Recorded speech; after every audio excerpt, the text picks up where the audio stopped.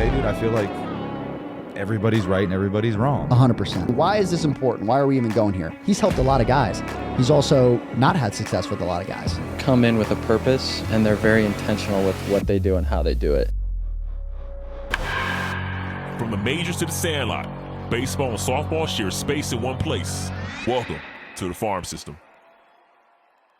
All right, let me tell you a little secret. I wasn't some standout player.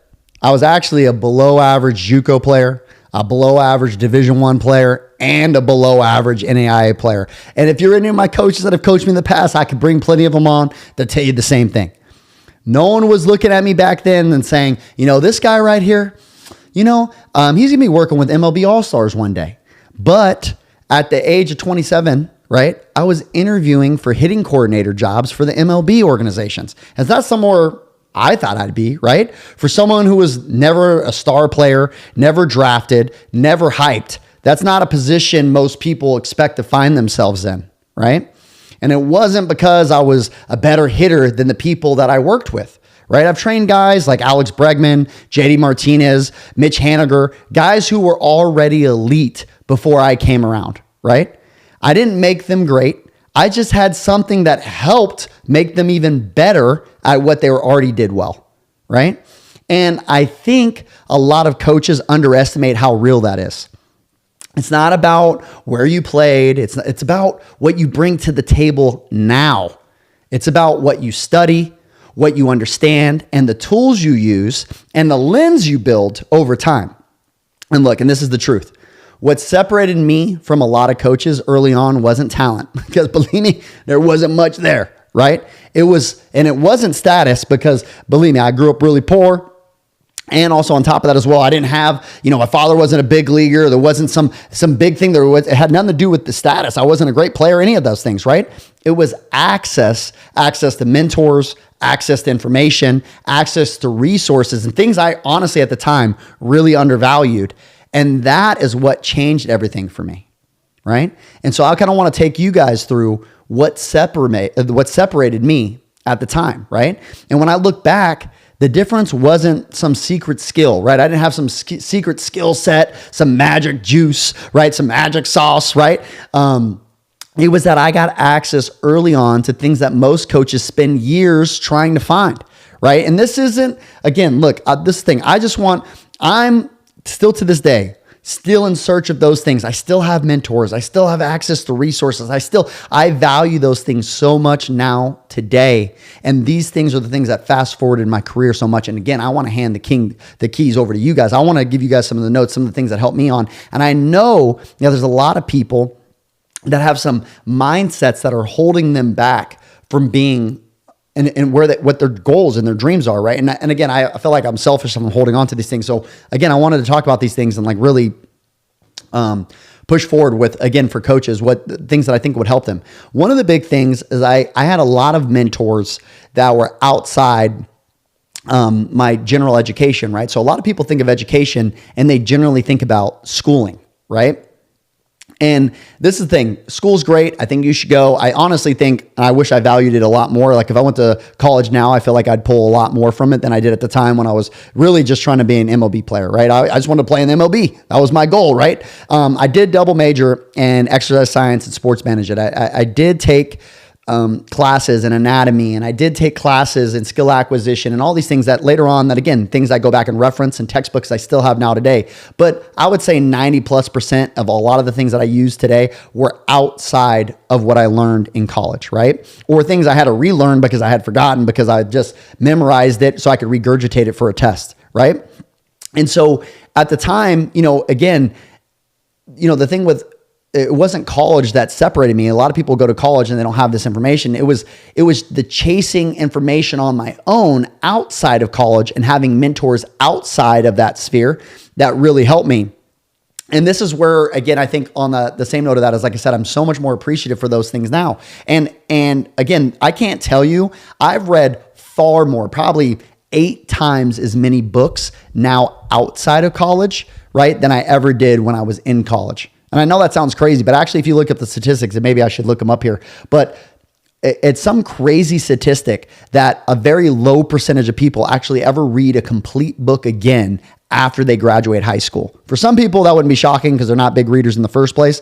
But also for someone like me who really, at an early age, really struggled with like reading comprehension and just paying attention to like what was going on in the book, even the things that I was reading. Now, again, I read like crazy. Like, again, I have a freaking library in my house of information I like to go through. And this is, again, I think things that really change things for me. And also too, it's a way of getting mentorship from afar from people that you might not have access to, off the board, right? Like, for example, if you wanted to learn from Martin Luther King, right? You can go watch his speeches. You can go look at things that he has written, and you can kind of get some mentorship from that, who he was, how he lived his life, all those things. But that's the thing, is that this is a big turning point for me, was getting a lot of these mentors that I've had in my life. And not just mentors, and just a lot of people I think are going to think of mentors. One, it's it's a word that's thrown around a little bit more today.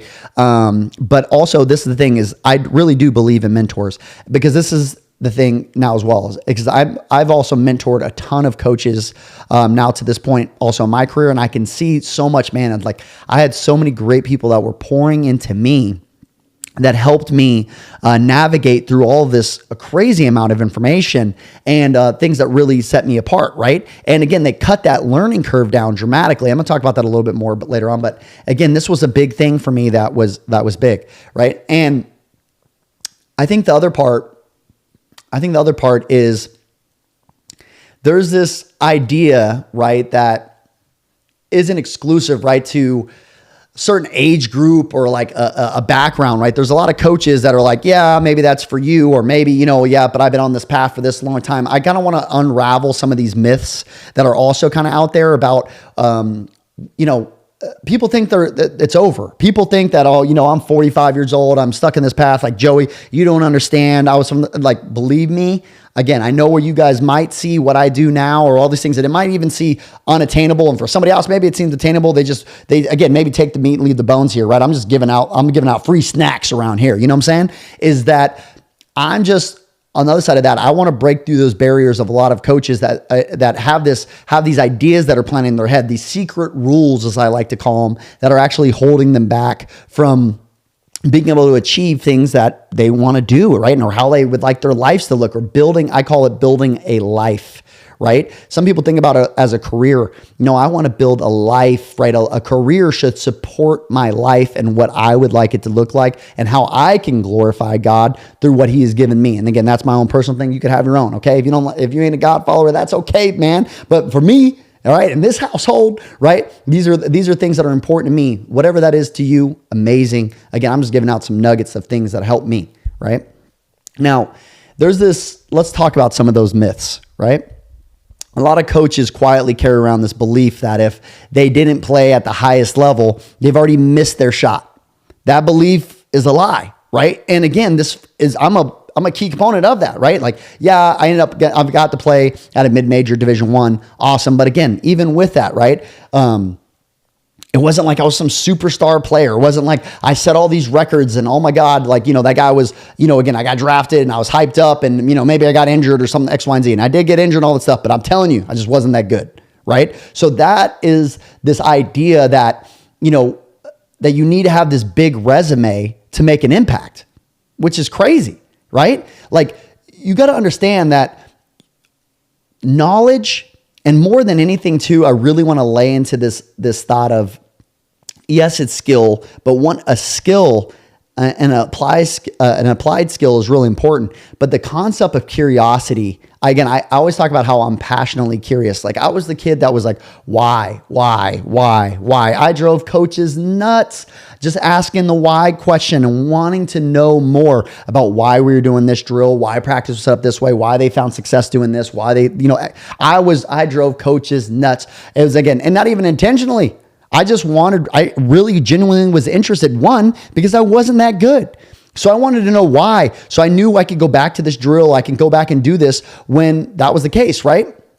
And this is the thing, right? Is if you can get into some of these rooms, right, where as a player, it really was getting in a lot of these networks and getting around these people. And I really, it's like that old adage, right? Where if like, man, like if you could show me the 5 people that are closest to you, if you can tell me the people that are, what they're talking about, what their passions are, what they're interested in, all these things. If you have people around you that are not thinking big, that are always cutting you down, that are, chopping your dreams, that are telling you these things are unreasonable, or they're not constantly growing, they're not constantly challenging themselves, they're not constantly doing all these other things. Those people are holding you back. I'm not saying you have to completely cut them out of your life, but you need to manage those inputs, right? So that you can change your outputs. And this is I really believe that's something that I'm telling you, there's that constantly revising, right? That circle around me, because again, as we go to the next level, I tell people, look, I evolved like a Pokemon, baby. And that's not because I'm great. That's what people around me that were great, I saw them constantly doing. And it's something I learned from them is like, man, the people that are in his circle, how they help him, how they redirect him, how they get his eyes back on God, how they consistently hold him accountable and, encourage him and all those other things, and are positive, and all those things will change your life, right? And also too, I think this is another thing too, as well, as like, right, like opportunities open because of what I learned and built, not because of who I was as a player, right? No one was opening doors for me because they were like, oh man, this was some elite player, X, Y, and Z. No. I just read a ton. I asked a lot of questions. One of the main places that people vastly underutilize is social media to learn from other people. And again, this was from, especially back in the day when I was on Twitter asking questions, people were engaging. I have a lot of people that reach out to me, and indirectly I've mentored over the years because they just send me DMs and ask questions, or they ask this or that. And that's something that becomes a big place for them, where again, that they've learned a lot along that process of these things, or they've come across an opportunity, something popped up because they asked me a question and I remember them, right? And again, the same is true for my story. You know how many times that, again, I've just DM'd people, just cold DM somebody and they message back, and all of a sudden, or commented on something and they message back, and we end up building a relationship, pro guys and pro organizations, all those things. And then posting what I'm learning, what I'm, new things I'm doing with athletes, all those other things, right, become huge, right? And then let's kind of really dive into this, because this is the big piece. And I want to explain why mentorship and education matter so much for separating yourself as a coach. Look, I didn't get here alone. I had people pouring into me. Boy, did they pour into me. The mindset and where my brain is and how I used to think, how I used to process things, the thoughts I used to have, where I used to spend my time, my energy, my resources, all these things. Those were things I did not grow up this way. If you've ever read Rich Dad, Poor Dad, I'm kind of talking about this mindset, the mentalities that come behind where and the limiting beliefs that I had that were holding me back from, again, transcending into a different level of operating and getting athletes different results, and also to changing my business, who I was, limitations in myself, what I was trying to do, maybe traumas that I had in my past that were holding me back that I didn't even realize it, right? They're blind spots. And until you get around people that can help you identify those things, yes, it could be a therapist. Yes, it could be, again, a life coach. Yes, it could be those things. But also too, it could also just be a mentor. It could be a good friend. It could be all these things. And if you could surround yourself as many people as that as possible that can pour into you that way, that's a really big piece, right? Like I had systems and frameworks and tools that helped me grow faster than I ever could have grown on my own. Like it's unquestionable how many of these resources and things directed my eyes towards really quality information, because man, when I look out there right now, there's more. And again, I heard a pastor say this years ago. Again, there's more information out there than ever, right? But there's less wisdom. And the thing is wisdom is found from a mentor. Mentors help you navigate through all this information, right? And be able to filter some of those things to help you stay on path and not, go too far down the wrong way, right? Mentorship isn't about being told what to do. It's more about having someone show you how to see, right? And I'm going to say that one more time. Mentorship is not about being told what to do. It's about having someone show you how to see, and they can change your perspective. You know how many times I've got around people that have done things far beyond what I, even to this point that I've been able to achieve and all those things, but they help me see the world differently. And it helps me see my opportunities differently. It helps me see my options differently. They help me, again, where I'm spending my energy, my time, my efforts, my emotions, all these things, right? They get me around other resources. They open me up to their network. All those are really useful things that happen from some of these relationships. And now the problem with this, though, is, again, finding a really good mentor can be problematic, right? And it can be a tough thing to actually accomplish. And this is where, again, along with that, right, I've been very fortunate, and this is a lot of credit that I give to God in a lot of ways, is that I've found ways around this to find people that have been brought into my life that have really helped me through some of these things and opened my eyes to some of this information, take the scales from the eyes, right? But this is also the other thing. It's like that old statement, like, once the student is ready, the teacher will appear. It's like, man, when you put your heart in a humble place, you work hard, and you truthfully, and you have the desire to really want to learn, man, people will start popping up. People like me, or again, people that have mentored me, they again have identified like, hey, because I ask them sometimes like, hey, why did you spend so much time? Because I'm grateful, right? Why did you spend so much time to invest into me? Why did you spend so much time, just guiding me through these processes when there really wasn't much there for you at all, right? And a lot of them will kind of come back and just like, man, it was like, it was who you are. Like, I actually had a lot of fun working with you, and you like, man, you challenged me, you did all these other things. But again, it largely comes back to who you become along the process. That's what you learn about building a business, or building also to a career, or building a life, right? It's the real challenge is not these little tasks that you're doing every single day, but it's who you're becoming along the way. That is really the thing that's holding you back, is who you need to become to achieve the goals, the dreams, the things that you want to happen. You have to become something different. What's holding you back, right? If you're making $25,000, listen, believe me, put it this way. I'm telling you, not too long ago, when I say not too long ago, within what, like 8 years, 9 years, right? 8 years or so, right? I was paying to coach. I was paying more money than they were paying me just so I could coach as an assistant high school baseball coach, right? But again, who I was back then is not who I am now. I had to become something different, right? I had to become something different to be able to achieve the things that I'm able to do now, right? And now this is where I kind of want you to think about this too as well, is I had the storyline where, again, dude, I was in corporate America before I was, there's my storyline's a little crazy when I start telling people. We're kind of dive into this a little bit more as we go, but like, this is like, growth is available to everyone, right? Anyone who commits to growth, it's available. The problem is most people are not committed to growth. They're committed to, defending where they're at, or why they're not able to achieve this or that, right? Rather than being committed to growing. What's holding you back from growing? What's holding you back from learning more information? What's holding you back from lining up your dollars? And when you save your money up, instead of going and doing this, you go and do that. Just like I had to go do how many parties or this, or going out with my friends, or eating out, or whatever that is, whatever the things are financially are holding you back, or holding you back from getting another job on the side. Dude, I was driving Ubers at 4 a.m., right? Just so I could coach, because I saw an opportunity, right? Mentors were helping me open my eyes to the opportunity I had, not the money, because the money was not the opportunity, right? The opportunity had nothing to do with the money, right? And that's why I was willing to invest more money into that right now. And it's also not about being, I know a lot of people also are stuck on this piece too. It's not about being 23 or 24 years old, right?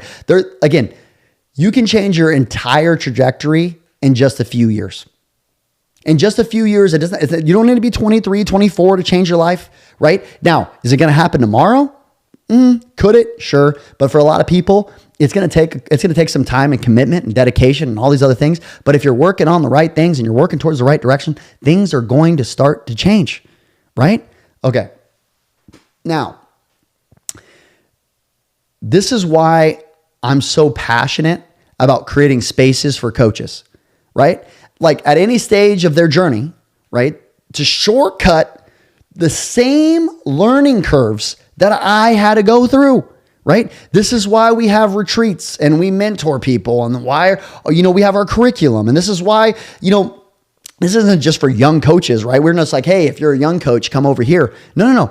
We want to help all coaches at any stage. You could be coaching for 20 years and saying, listen, I'm still making, again, I've gotten a little bit of, let's be honest, those raises for being a baseball coach are not great. They don't come around very often. There's a lot of people that have been coaching for 30 years. These are things that I saw as I was coming up.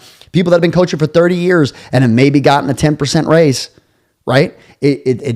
I'm telling you, it's not all sunshine and rainbows. Yes, is there coaches out there making $5 million a year doing all this? Yeah, yes, there's that too, right? But 95% of coaches, they are doing the same things, following the same plan, doing this, okay, I'm going to be the assistant coach here for 10 years and I'm going to get the job over here and then I'm hopping towns every single year and all this.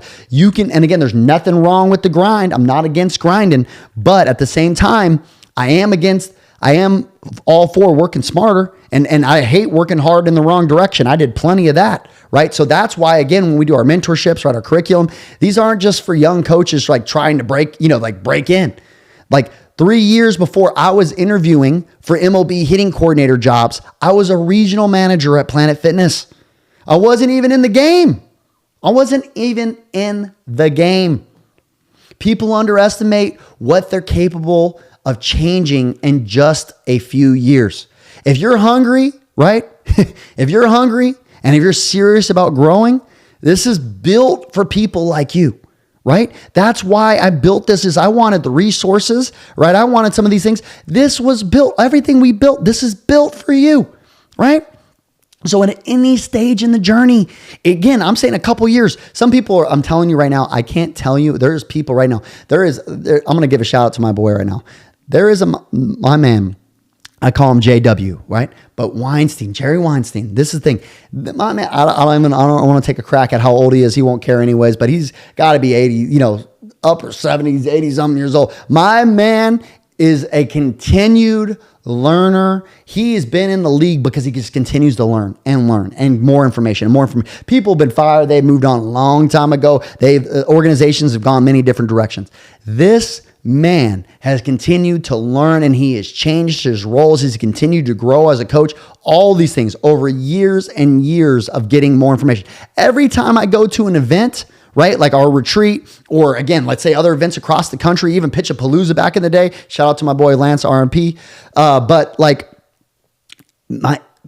Jerry's always there, learning, taking notes, front row. Right? The guy is always learning. He's always got questions for me. We're always talking. He's always moving on some new innovative stuff. He's doing with for example, with his catchers right now with the Cubs, they use our machine balls and they're doing all this stuff, again, cutting edge stuff with the catchers about how we're using our machine balls and the work that they're doing with, again, our light balls, our heavy balls, our normal balls, and how they're doing different shapes of curveballs and all the stuff they're doing for practice. He was, again, just this last year at ABCA asking me questions. They order this stuff. He's doing all that stuff. This man continues to learn. So it doesn't matter what stage you're at in your journey, right? Again, this is not, again, we have a retreat coming up here in December, and it's not about our retreat. You could go to anybody's stuff. You can go to all the events around the country, all the stuff. But the moment that you stop investing in learning and wanting to grow, right, is the moment, I'm telling you right now, it ain't going to get better for you. Right? When you think about one of the things I used to do, 5 daily habits every day that I would make sure I would check myself and see. I stole this from John Maxwell back in the day on some of the laws of growth. And one of the things was a developmental plan, right? Like for myself. And 5 things that I was going to make sure that I did every single day to make sure that I was growing. And one of those things, right, was making sure that I was learning something every day.